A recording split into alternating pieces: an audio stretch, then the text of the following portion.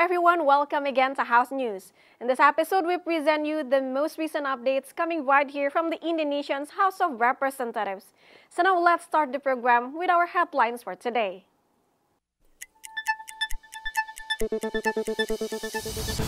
The trade agreement between the United States and Indonesia offers benefits for both countries and allows Indonesia to strengthen domestic products and expand export. The Vice Speaker of the House met with a delegation from Tsinghua University, China, to discuss how Chinese universities have developed advanced technology products through academic research. Starting August 1, 2025, the United States will lower its import tariff on Indonesian products from 32% to 19%. The shift follows a strategic agreement between U.S. President Donald Trump and Indonesian President Prabowo Subianto. Disparities in development and education remain a pressing issue in Indonesia's underdeveloped frontier and outermost regions, commonly known as treaty areas. Indonesia's animations industry is gaining global attention, and Charger Studio from Jember is a great example. BKSAP highlighted the trade agreement between the United States and Indonesia create a strategic opportunity for both countries.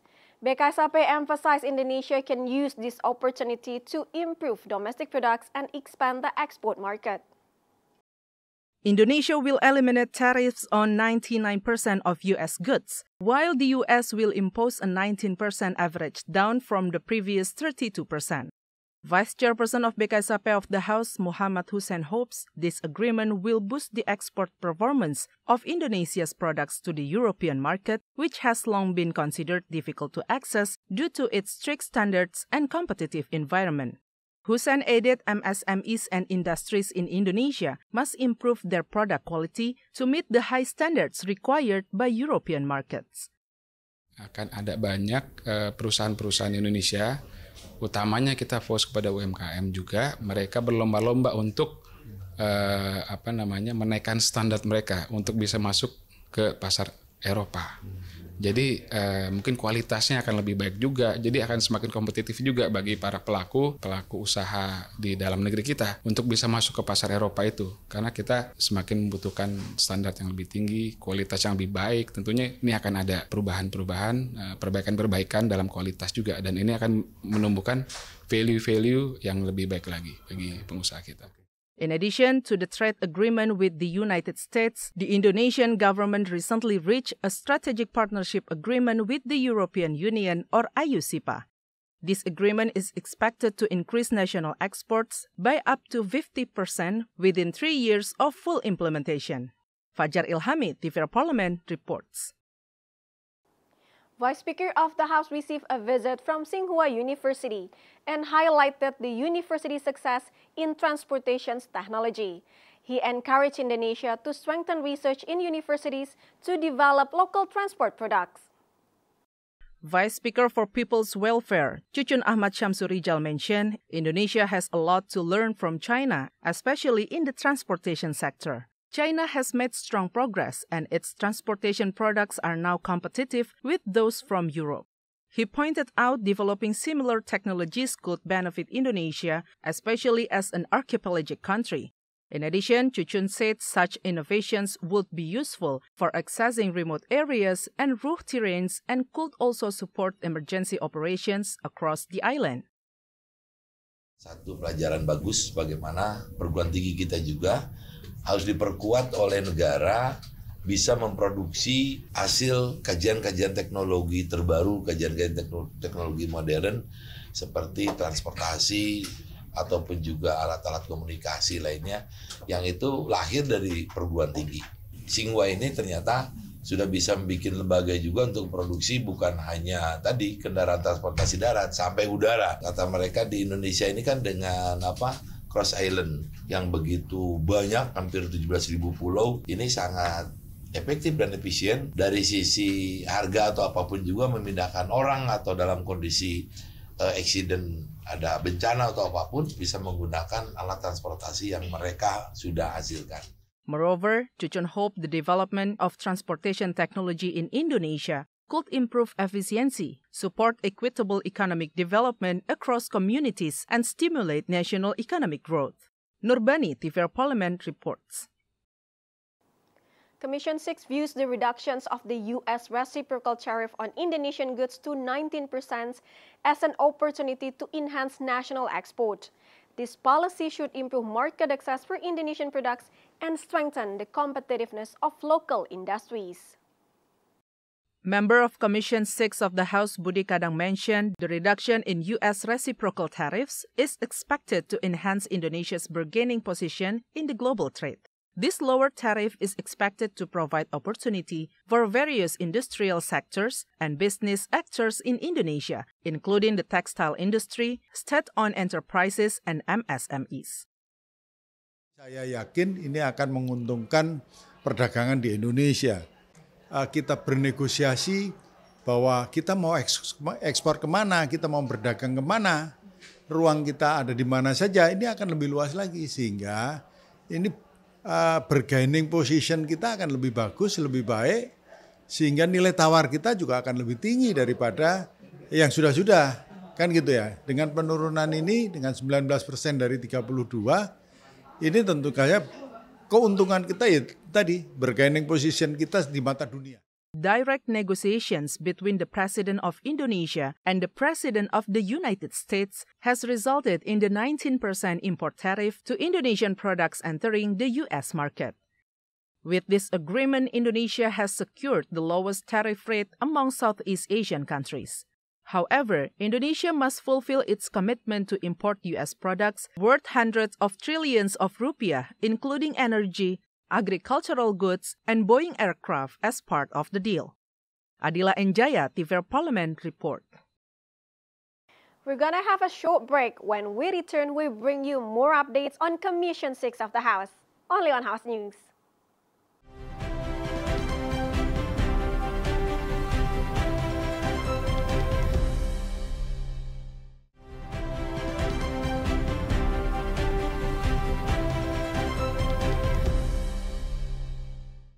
Commission 10 raised concerns over disparities in development and education in Indonesia's treaty areas.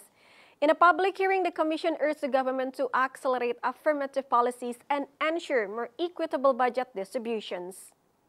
Vice Chairperson of Commission 10 of the House, Mai Esti Wijayati, criticized the high poverty rates and severe lack of basic facilities in the treaty regions, particularly in East Nusa Tenggara and Papua. She pointed out the poverty gap between these areas and the national average is significantly wide. Justru melihat ini ada ketimpangan yang sangat jauh, disparitasnya. Ketika kita bicara disparitas mengenai kemiskinan. Rata-rata kita 9,03, rata-rata nasional. Tetapi lihatlah, angka kemiskinan di daerah-daerah 3T.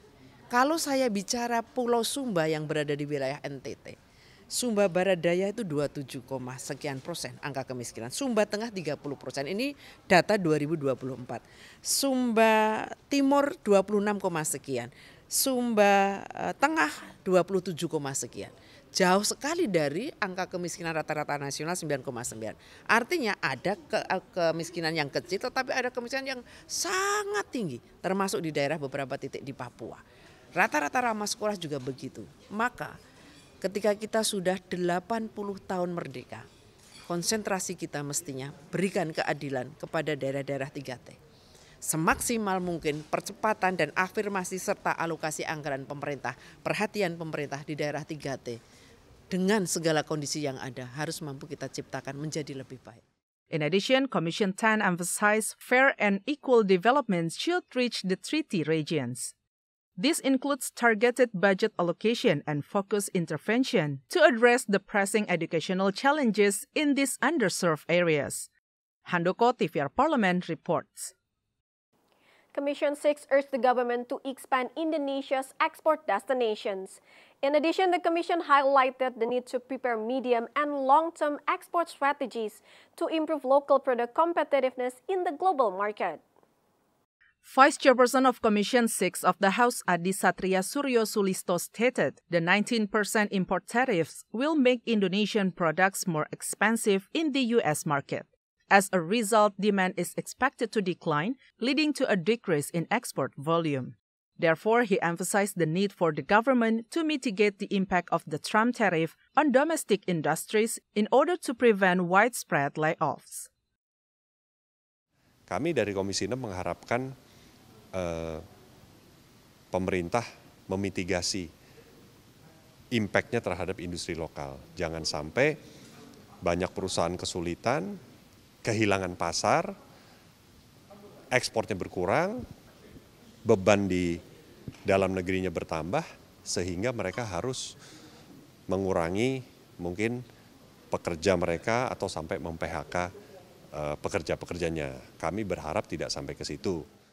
Meanwhile, member of Commission 6 of the House, Nevi Zuairina, urged the government to immediately seek alternative export destination for Indonesian products. She suggested South Asia, Africa, and Middle East to be potential new markets.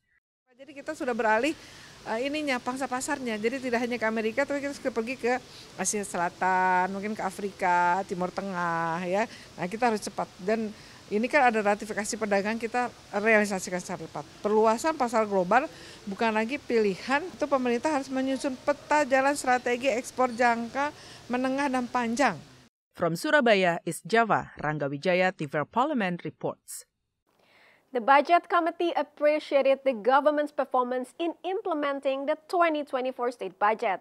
The accountability report by the Minister of Finance shows government success amid geopolitical dynamics and disruptions to global supply chains. Vice Chairperson of the Budget Committee of the House, Muhyiddin Muhammad Said, explained, through strong collaboration, the government was able to implement the 2024 state budget in line with the set targets, including maintaining Indonesia's economic growth at 5.3%, controlling inflation at 1.6%, and keeping the state deficit at 2.3% of GDP. However, he also emphasized in the implementation of the following fiscal year's budget, the government must continue to ensure the progress of national development targets outlined in the medium-term development plan that have not been fully achieved in the 2024 state budget. Jadi begini, ini kan pembangunan ini berkelanjutan, ya. Pembangunan ini, program ini semua berkelanjutan, sehingga pemerintahan yang lalu sekarang kan kita lanjutkan, mana yang belum sempurna kita sempurnakan. Ya, kita lihat dari pertanggungjawaban ini hampir semua sebenarnya apa yang sudah kita anggarkan, kita APBN-kan, ya sudah berjalan dengan bagus. Memang masih ada karena memang itu RPJM itu tidak mungkin 100%. Oleh karena itu, apa yang tidak, sehingga pemerintah sekarang ini adalah proyek pemerintah yang melaksanakan keberlanjutan program-program yang belum sempurna. Jadi memang ada variasinya, sehingga Pak Prabowo menghendaki bahwa program itu betul-betul dilakukan rekonstruksi untuk menajamkan program-program yang akan datang, yang belum sempurna, seperti pendidikan, kesehatan, makan bergizi. The Budget Committee's Working Committee has approved the government's accountability report on the implementation of the 2024 state budget. Indonesia House of Representatives reaffirms its commitment to continue overseeing the implementation of the state budget and national economic management. Andini and Ridwan, tvrparlemen report. We'll be right back with information on Indonesia's first hybrid wind tree. Stay tuned for more updates only on House News.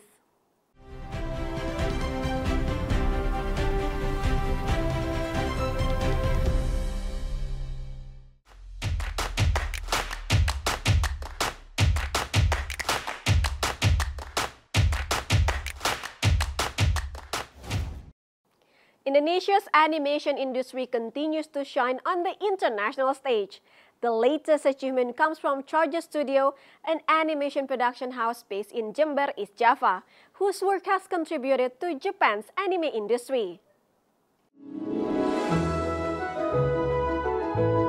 Established on September 6, 2015, Charger stands for Channel Animator Jember, has contributed to the production of several popular Japanese anime titles, including Classroom for Heroes, The Dangers in My Heart, and Muscle, Magic and Muscles. With a focus on doga, or cleanup and between animation, and siage, or coloring and finishing, the studio handles two of the most important phases in anime production. Charger Studio is not only focused on professional projects, but also committed to developing the potential of young Indonesian animators. Through their Instagram and TikTok accounts, they actively share educational content, such as behind-the-scene clips from their production process, practical tips and drawing and animation, and insights into the Japanese anime industry. Charger Studio also runs training and incubation programs designed to introduce Indonesian animators to the standards of Japanese animation production. Animators can apply through the studio's selective training camp, which opens only during specific periods. Those who pass have the opportunity to join Charger Studios' professional team. As Charger Studios is located in Jember, a city far from Indonesia's capital and major creative hubs, their success makes the story even more impressive.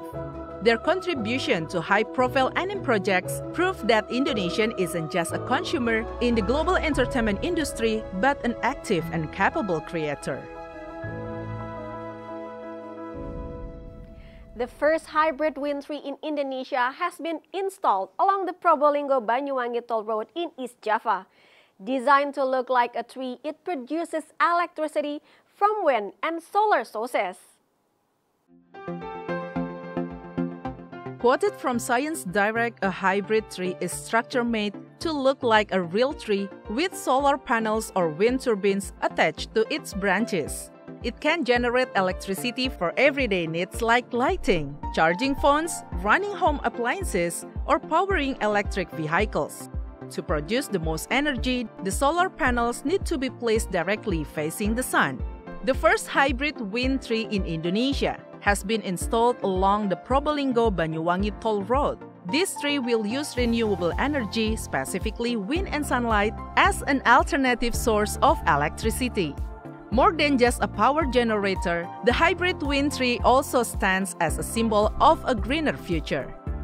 The structure of this tree includes 30 vertical wind turbines or aerolift and 35 solar panels. Under optimal condition, up to 12 kilowatts of electricity. In addition to being environmentally friendly, one of the key advantages of this energy source is its ability to operate continuously day and night. Probolinggo often experiences the seasonal gending wind, a strong coastal breeze that usually occurs around mid-year. It caused violent trees, disrupted sea transport, and even forest fires. However, since 2023, technical studies and field research from the Probolinggo Toll Road project have identified this natural phenomenon as a potential source of clean energy. The installation of the hybrid wind tree shows how local environmental conditions can be turned into a sustainable energy solution. A Chinese company has integrated animal sound analysis into its AI model. The goal is to analyze, decode and interpret vocalizations from animals and translate them into simplified, understandable human language.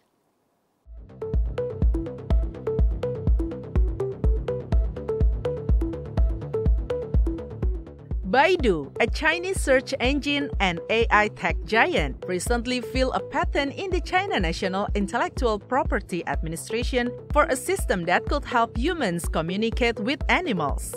The system uses AI to analyze animal sounds, movements, and body signals and translate them into human language.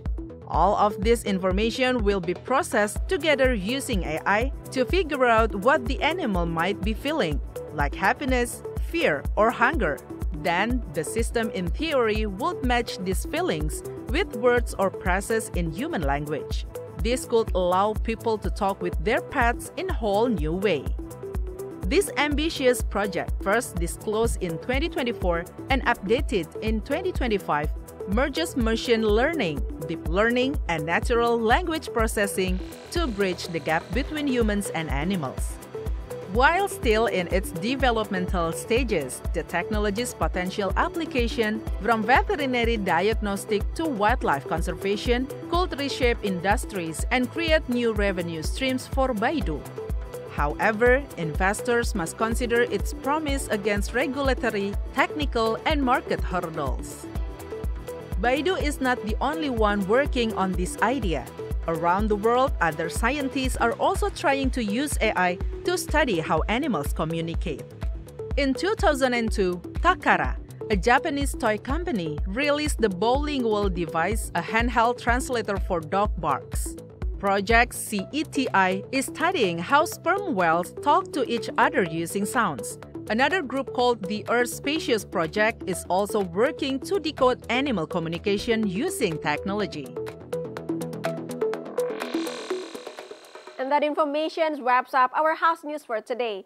I'm Rani Minaryu and all the crew. Thank you for watching. We'll see you again next time.